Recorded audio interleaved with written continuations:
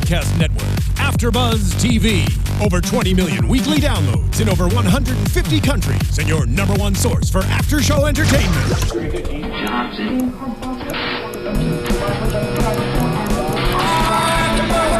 AFTERBUZZ TV, the destination for TV superfans, producing after-shows for over 300 of your favorite TV shows, interviewing celebrities and showrunners, and bringing you behind-the-scenes exclusives. All thanks to E! Entertainment's Maria Menounos, producer Kevin Undergaro, and internet leader Akamai. Now, let the buzz begin!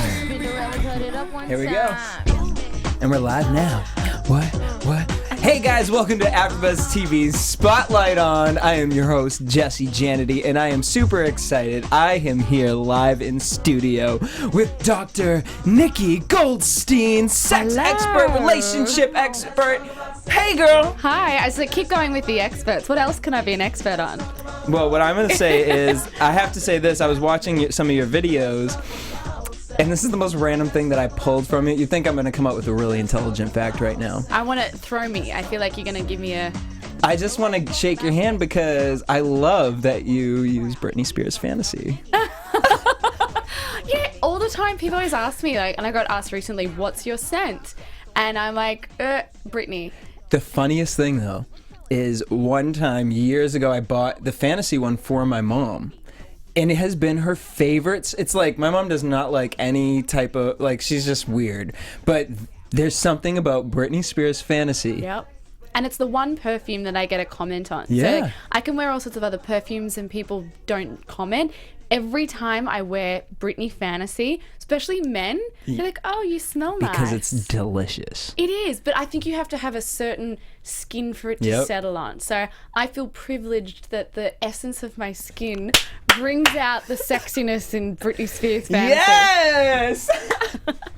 Sorry, but I couldn't the travel gay with boy in me it. had to talk about Britney Spears. But I can't travel with it because it's the big bottle. So, sorry, I'm not wearing it today. Well, that's fine. So I hear you're going to Vegas this weekend. So is Britney in the future? I looked up, but I don't think she's playing this weekend because, of really? course, I go to the AVNs, and the first thing I want to know is, can I go and see Britney? Yeah, duh. I think you become a sexologist for long enough, and you start to venture out to anything that's non-sexual. Like, I can actually find non-sexual usages for most sex toys on the market.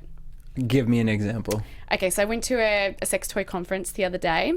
2 examples. One, I had a really bad back because I flew here and I'm running around in heels, and one of these companies has made, I thought it was a novelty, but then apparently it's actually real, these massive vibrators, like the old Hitachi ones, but it's like a super one. And I was like, oh, I've got such a bad back. So I've got photos of me kind of grabbing onto one of those fake bums and somebody with the big massaging vibrators giving my back a massage. And people were looking at me like, oh, this is something sexual. I'm like, no, this is helping my back. And then there's another company that do like DIY bondage stuff. So it's, the easy straps that you can. And there was this one that apparently is for the missionary position, but it's got like the travel cushion, and then what you're supposed to do is lay down, and then there's straps where you can hold your legs up in the air. And I thought, flying back to Australia, I always book the bulkhead, so I've got the room in front of me. Oh, I could have the little neck pillow, and my legs are kind of suspended, like that, and fall asleep. So 50 Shades of Grey on American Airlines, y'all. Well, Virgin Australia. I don't know if that makes it worse. I know, I'm a sexologist that only flies Virgin. I love that. Yeah. You're hilarious. Okay. So where I saw that video was you're going around documenting your life because you're freezing your eggs. Yes, which is confronting. It is a little confronting, and it's funny because I want to say that this is shocking to me to hear this, but it's not, because Mama Bear here at AFTERBUZZ TV, Maria Menounos, this was something that she, had brought up to the table before, as a woman in entertainment. This question pops up a lot, especially more so nowadays that the technology is available. And I guess we don't even have to say entertainment, because I guess they're always pushing the age back, right? 20's the new teen, 30's the new 20. 40's the new 21. Right, so why was this important for you? I know you said it wasn't, people don't really talk about it. It's kind of like a hush-hush thing. Why was it important for you to be, no, I want the women to come on this ride with me? Because I was shocked when I realized what the statistics were, because, you know, I'm one of those modern women who goes, okay, I'm embracing this idea that we can have it all, and we keep pushing the age back, and we now look younger, older, and all that kind of stuff. But our biological clocks are still ticking at the same rate. Right. So mentality, we're going, okay, 30's the new 20, 40's the new 21, all of that. Our bodies are still going, well, our biological clocks are still going, no, we are still declining at a rapid rate. So your egg quality and egg quantity is declining. And when I was given the actual statistics at the age of 29, I was flabbergasted. I thought, oh my goodness, if this is something that I want to do, I should be doing it now. So I had always thought that egg freezing So it was would be kind of there. more of like a scare, like you were nervous? I was really quite emotional because I was researching this for my book. And when she said to me, okay, right now, if you were to freeze your eggs at 29, considering the current technology, if we were to go back in and implant them, you'd be looking at between 38 to 40% success rate to actually get that to a baby. And it literally was that, oh, hang on a minute, something that I had heard about in the media and people had been talking about isn't my foolproof plan. So why am I waiting? And when I found that bit of information out, I thought this is something I really need to share with other women and say, we need to be considering this and we need to be acting on it, because the longer that we put it off, the more that percentage starts to decrease. And I'm just finding, just from the conversations I'm having with women, it's just giving them a little bit more security and a little bit more of an option. And all the different scenarios we get ourselves in, whether it's professionally, relationship-wise, if you know that you want to be a mother one day, here's something that just might make it that little bit easier down the track, and might actually give you the time to either, you know, really get into your career. So when you do have to take a pause, you're okay, or you feel like you're at that space. Or relationship-wise, you can go out and date and work out what you want and choose relationships that are solid, rather than panicking and going, Right. You'll do, let's procreate. You said something where it was like, when you freeze your eggs, then you don't get to worry about your eggs while you're dating, and dumb it down for me a little bit. Okay. Because Bring it down a Because level. I mean, I could see where people would think this is scary. I come from like a very Greek Orthodox household, so this is like, you're doing what? Nice The Jewish devil? girl. Yeah. Like, so kind of break it down for me in the essence of, by freezing your eggs, because I look at it like this. Okay, so at 30 years old, we freeze our eggs, right? So now that egg is frozen in time as a 30-year-old egg? Yeah. Okay. How does that work as your body gets older, or kind of the development of eggs, I guess I would say? How does that kind of work with your body? Putting the egg back in, because as you get older, doesn't your body change as well? So your uterus doesn't age. And this is the really interesting thing, because, you know, in Australia, we don't have commercialized surrogacy. So if we want to use a surrogate, it has to be a friend or a relative or something like that. And we've actually seen cases of women who are older who are carrying babies for other people. The uterus itself does not age, so we can implant that egg. Obviously, you're looking at, you know, when you're carrying a baby, there's certain strains on the body, but it's the egg quality and quantity that we're looking at that's attached to age. Okay. So I'm not saying that I want to have babies in my 40s, but hey, I may want 3 or 4 children, and I may be in my 40s when I'm having my 4th child. That egg, I froze my eggs at 29, so that egg will always be a 29-year-old egg. So you can go, then it's like IVF. So I would go back and you take that egg out of the freezer. I like to say defrost. They like to use the terminology warm up, because apparently it sounds nicer. I get it. We're not taking frozen fruit and whacking in the microwave, but they warm up the egg, and then they take the sperm, fertilize it into an embryo, and then implant it. Now, is there any, what is the feeling like physically? You're going in there, you're scared. I know people can watch this on your series, but... You feel like you're pregnant. Really? Which is a freaky thing, because like they tell you you're going to get bloated and all of that, and then all of a sudden, my girlfriend calls it pre-pregnancy, because she also went through it as well. So we used to like take photos. Did she do it first? Yeah, a lot of my friends had done it before me, but they weren't talking about it. Like all the girls were just like, you know, the more I came open about this, and I'd be at a party and I wasn't drinking, and everyone's like, why aren't you drinking? Oh, I'm freezing my eggs. You know, like most people like, just Great don't tell party anyone. conversations. I'm like, yeah, I got some follicles going on down there. But, you know, you really start to understand what your body's capable of. But when you look at the fact that you've got 21 follicles, well, I had 21 follicles inside my stomach. So I'm trying to grow these follicles so there's an eggs inside. All the fluid goes to that area. You know, your breasts really pop out. and you're like, wow, this is what my body's actually capable of. And you start to kind of, I think, identify with a little bit of pregnancy, and that can kind of do a bit of a number on your head. Yeah, emotionally, what was that like? It was weird because I knew I always wanted to be a mother, but you don't start to get connected to it until you start to go through this process. Even having a scan of your uterus, and you're laying there with this terrible dildo looking thing inside of you, and you're looking at this screen and they're saying, there's your uterus and there's your follicles, and inside that might be an egg. And it's a weird feeling because you go, wow, there is the reproductive side of my body. You don't start to consider that's what we're actually made to do. That's what we can do. So I think for me, I went in there going, okay, this is going to give me a bit of extra time. This is something I'm doing for my future self. And I really felt this connection to my fertility. And if anything, it really, I think, drummed in how much I do want that in my life one day, but also that I want it under the right circumstances. Right. I love that. What was your family like? They loved it. They were really supportive. I saw you were like telling your dad, tell everyone that I'm freezing my eggs and you love it. He was the cutest about it, and he was just like, maybe we should get like 8 surrogates and put an egg in each surrogate. And I was like, Dad, if you want to bring up 8 children, like, you go for it. So, he was being sarcastic, but he was just kind of this idea of, I think they were very happy that I was doing something to ensure that they would have grandchildren one day. And it did bring us closer because there were a lot of interesting conversations that we had to have. One of them is, well, what happens when you pass away, or if you pass away before your parents, these eggs are there, what are you going to do with them? And I had to challenge them because I now believe in egg donation. If I had someone in my life, whether it was a relative, a best friend, I came across a woman who could not get pregnant with her own eggs. If I already had my children, why wouldn't I give her one of my 29-year-old eggs and give someone the gift of life? But if I wasn't around, it's that question of, well, what would my parents do? And, these are interesting scenarios that you don't think, people get, oh, it's too awkward, we don't talk about it. But it was good to be able to have some honest conversations with them, because I think this is some of the conversations that we do need to address. It's all a possibility. So it is. I think a lot of the times it's when new things come about like this, or new ideas, people are scared because you don't know. We don't know. And the people who have done it, they don't want to talk about it. So it's like, well, what happens after, or what happens before, and what happens during? So I love your honesty about it, and through the whole experience. And where can everyone go watch your series? My YouTube channel, I've posted all up there, so it's all very accessible for everyone for free, such as Dr. Nikki Goldstein.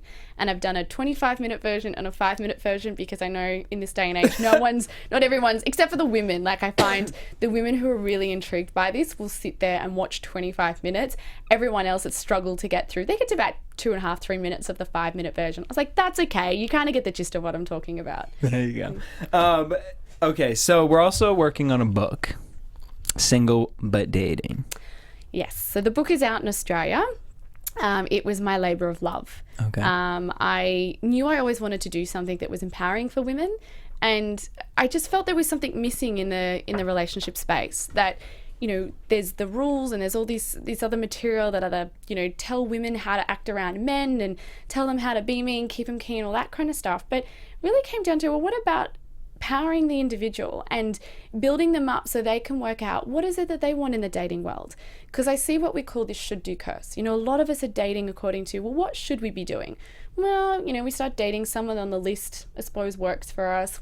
After a while, we're like, maybe we should move in together. Well, I suppose we should get engaged. We get married. If we get married, I suppose we should have children.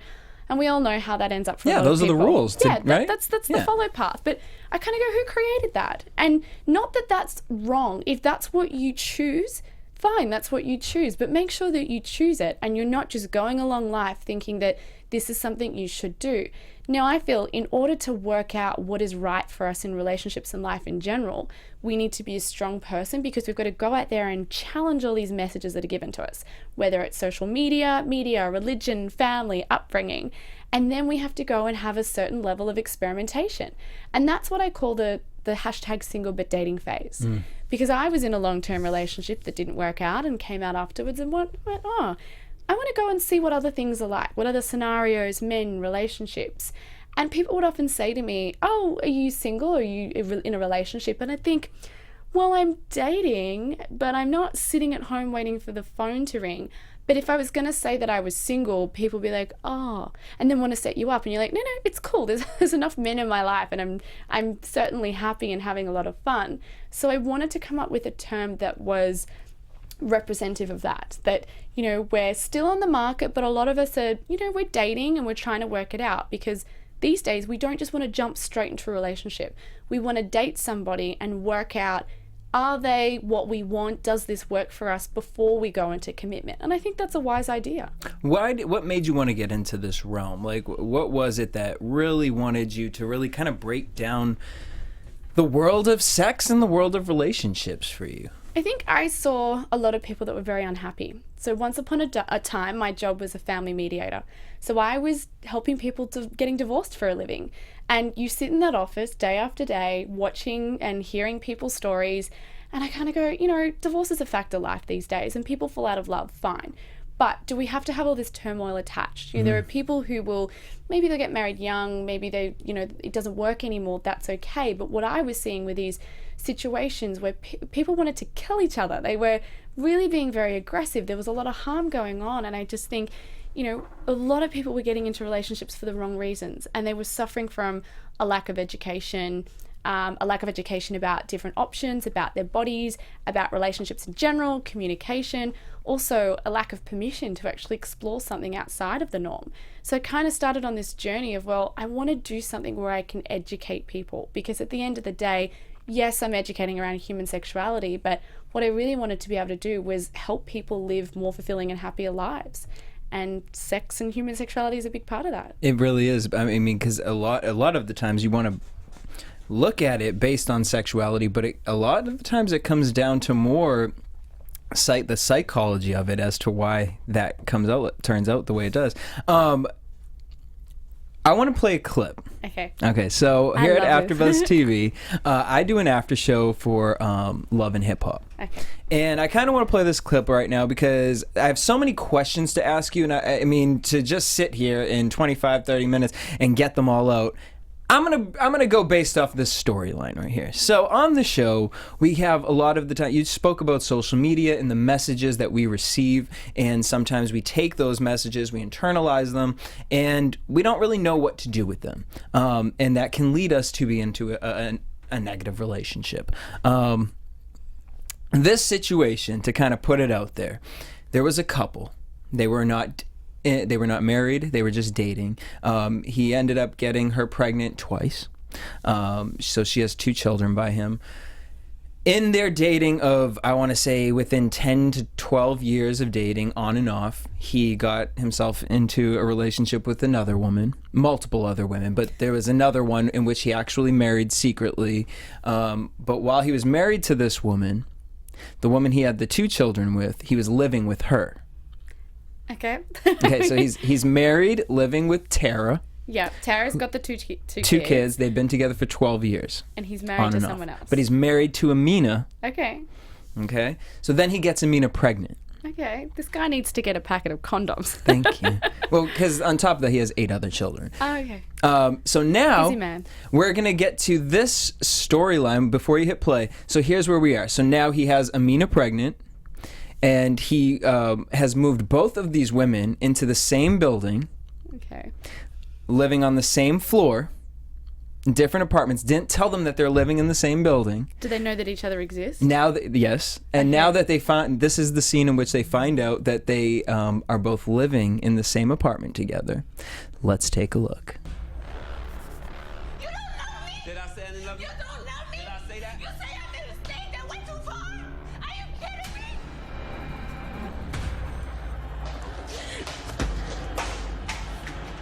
By the way, I'm pregnant.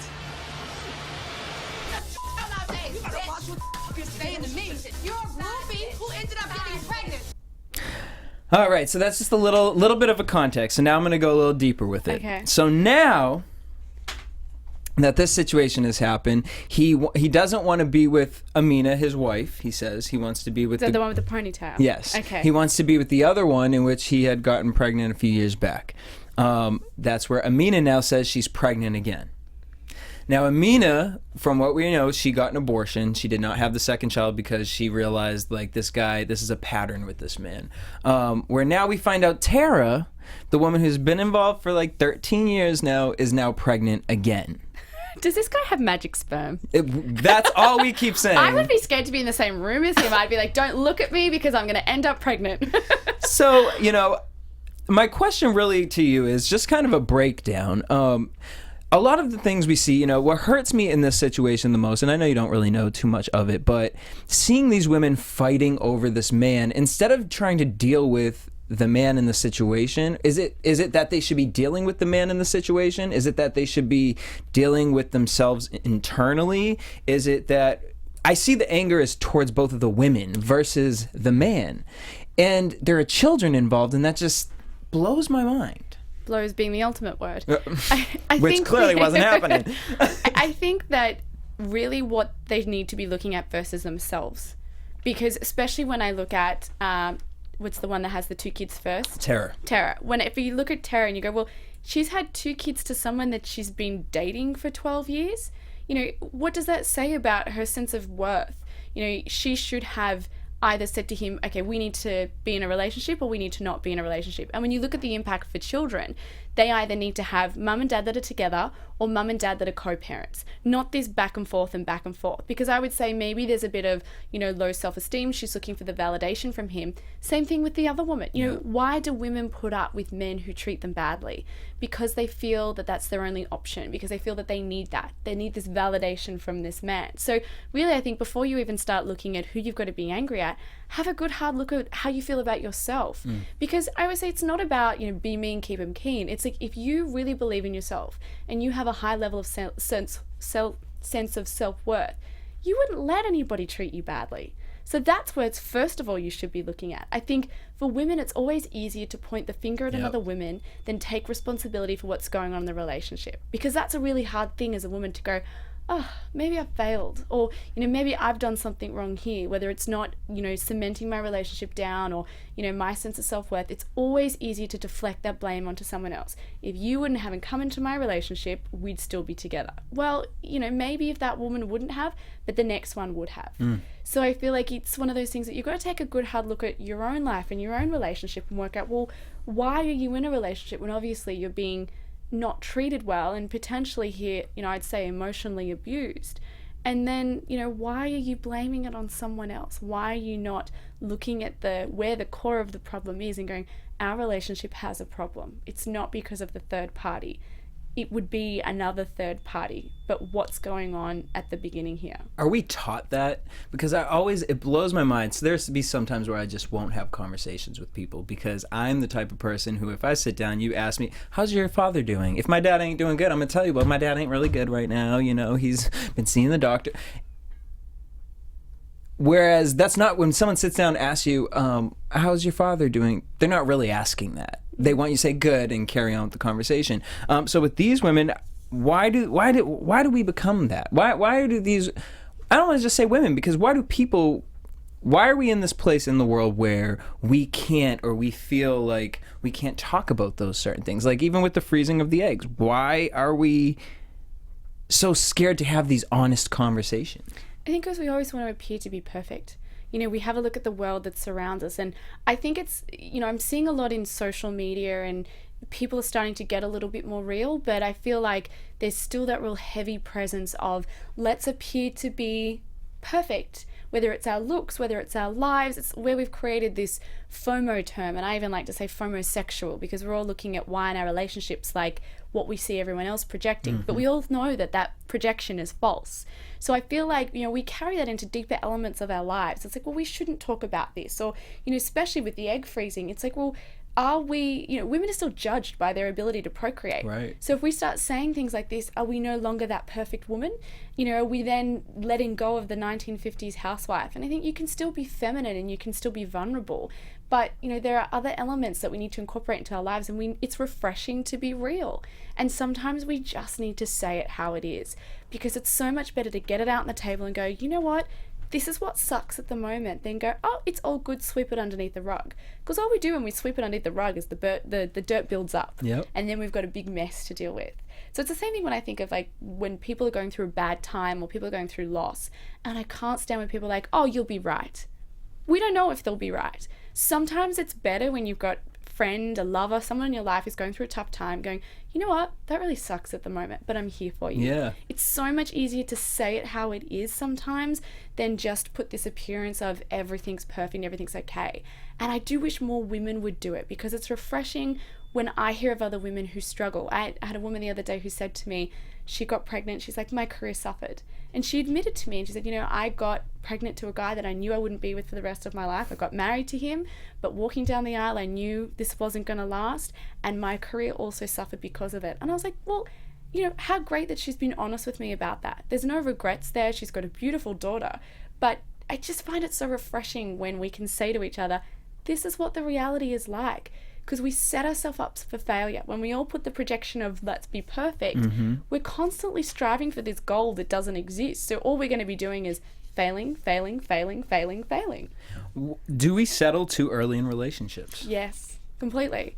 And I think that's very much linked to self-esteem and validation. Because we're all taught, especially women are always taught that, you know, what's the song? You're somebody, you're nobody till somebody loves you. Yep. Come on, you know, you can be somebody. Love is amazing, and being with someone in an intimate relationship is an amazing sensation. I'm never going to take away from that. But I feel like some people settle in the wrong situations because there's that safety and there's that validation. I must be somebody if someone else is interested in me and if someone else chooses to be in a relationship with me.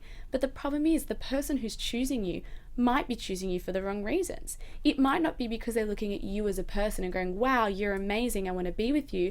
They might be looking at you going, you check off my tick list here, my dating wish list, and having you like me also is validating.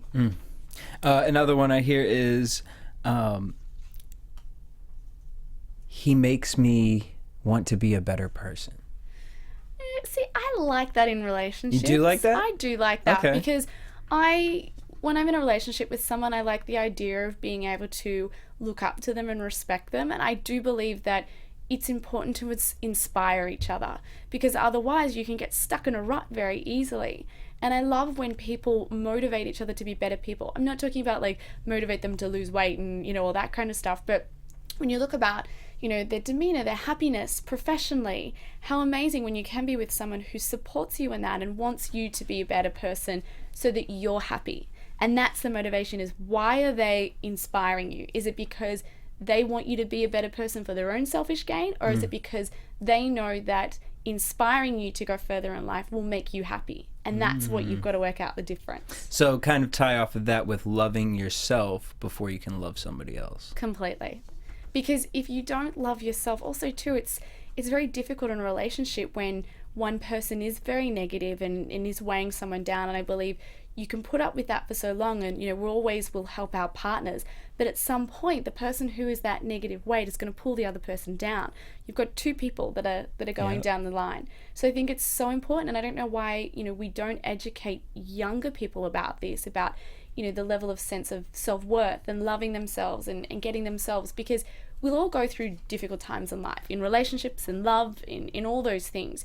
The stronger we are and the more self-confident we are, the better chance we have at actually getting through those difficult situations. I loved that you said that. I always have to remember that there are certain stories I can't tell because they involve other people's lives. Like, and not mentioning anybody by the name, but right. I have this friend. There was a situation. I love that you talk about self-worth in children because I go through this. I love technology. I love where we are in 2016, but at the same time, I've worked with children, and I have nieces, nephews, and I get scared because I see this. I don't even know if this is an over sexualization in the music industry and marketing and media. I had taken a class in college, and they were showing me that magazine covers, if you block out certain things, spell sex and all these like things, and it's like they're triggers to trigger you and want you to buy and things like that. We aren't teaching our kids self-worth at a young age. Instead, we're teaching them that, you can use your body to be sexually, which there are cases where that is true. But kind of talk to me a little bit about because it was funny how we talked about Britney Spears, and I kind of wanted to segue into that, to say, I want to get away from something that's not sexual, but it's so sexual. Her whole career built off sexuality. How has that kind of affected the world? I think it is a scarier place when you look at, situations like Britney Spears and, most young Kardashians. You look at the role models that we have for young women these days, and, Exactly. They're very sexual. They're done up. They're getting plastic surgery at younger ages, and it is scary. At the same time, though, it's refreshing to know that there are companies and organizations that are out there focused on combating that. And when you look at social media and you can go, it's very scary that we have easily, kids can easily access this material, but at the same time, there's all these other news shows and things that are popping up that are very empowering. I worked with we did a trial back home for a show that we're trying to do with young teens, like 14 to 15-year-old girls, online using Periscope. And I was sitting there and we thought, well, we'll just give this a go. We'll have a bit of a play. And I had these girls asking questions about gender and sexuality, and I thought, isn't it amazing that there's an avenue now that they can reach someone like me directly? Yeah. It's not a matter of looking up online or we used to always have Dolly Doctor. That's how we learn about sex. There was a sealed section in Dolly Doctor, and we would, read about vaginal discharges and things like that. But now it's like people can access these resources, and people like me have an avenue to be able to educate.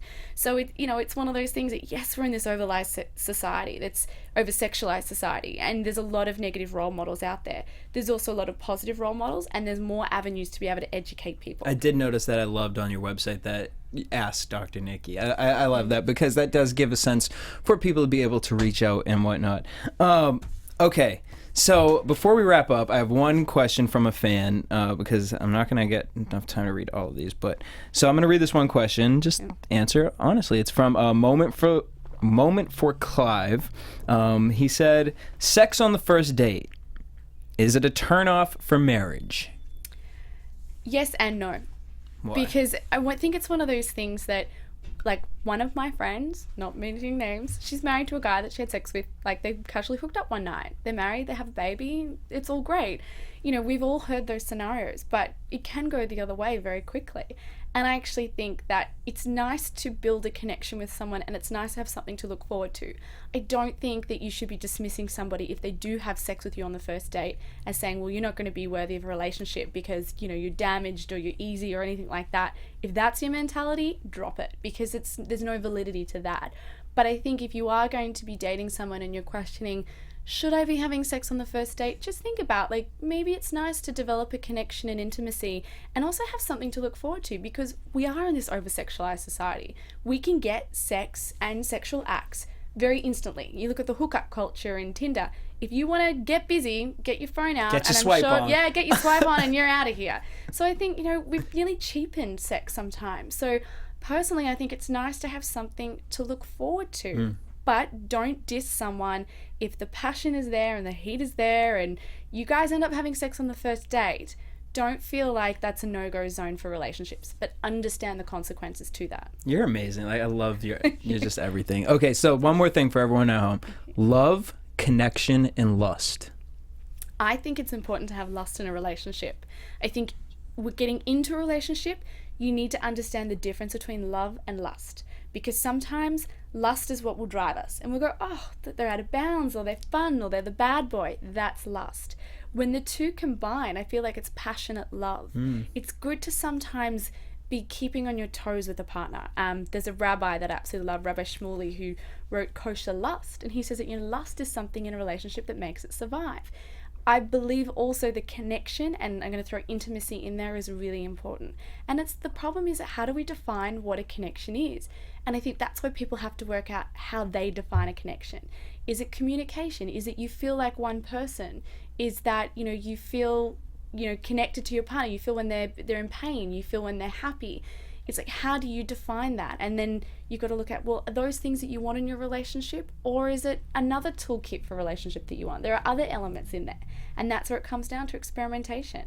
If you've never experienced love, lust, connection, intimacy, how do you know when it's there and when it isn't? All right, y'all. I could go another 45 minutes. That's fine. But everyone, okay. So Nikki Goldstein, Doctor. Hey, She worked for that title, y'all. And I can't write you a script, but you can call me a doctor. That's fine, girl. And I'm gonna call you Doctor everywhere you go because you deserve it. Again, where can everyone follow your docuseries? Okay, so on my YouTube channel, Dr. Nikki Goldstein. I've got my website, drnikki.com.au, because we're down under, and all my social media is under Dr._Nikki G. And everyone, go to her website, y'all. Y'all can contact her, talk to her, ask her any questions, and you have a hashtag on Twitter too. I do. Hashtag single but dating or hashtag life of a sexologist. Hey! So ask her any questions you guys want over there. Nikki, thank you so much for coming in today. Thank you for having me. I hope you're having a marvelous time in Vegas this weekend. Oh, I think I'm going to come back and tell you what I got up to in Vegas. Yeah, well, that'll be a whole nother conversation. Thank you guys for tuning in. Make sure you guys hit us up at AfterBuzz TV on Twitter, Instagram, and Facebook. You guys can tweet me everywhere, DJ Jesse J. Till next time, peace.